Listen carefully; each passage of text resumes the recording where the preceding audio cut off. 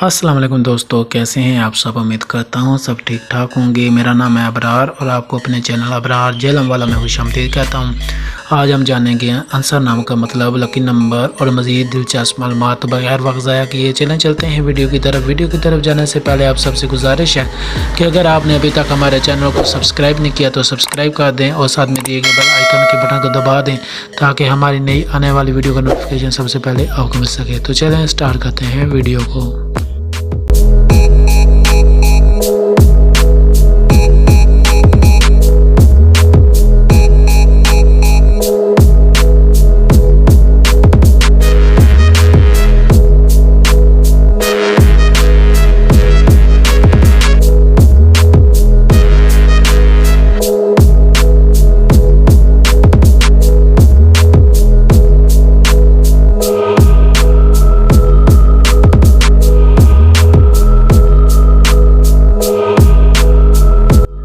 جی تو دوستو، امید کرتا ہوں آپ کو یہ ویڈیو پسند آئی ہوگی۔ اگر آپ کو یہ ویڈیو پسند آئی ہے تو اسے لائک کریں، شیئر کریں اور چینل کو سبسکرائب کرنا نہ بھولیے گا۔ اپنا بہت سارا خیال رکھیے گا۔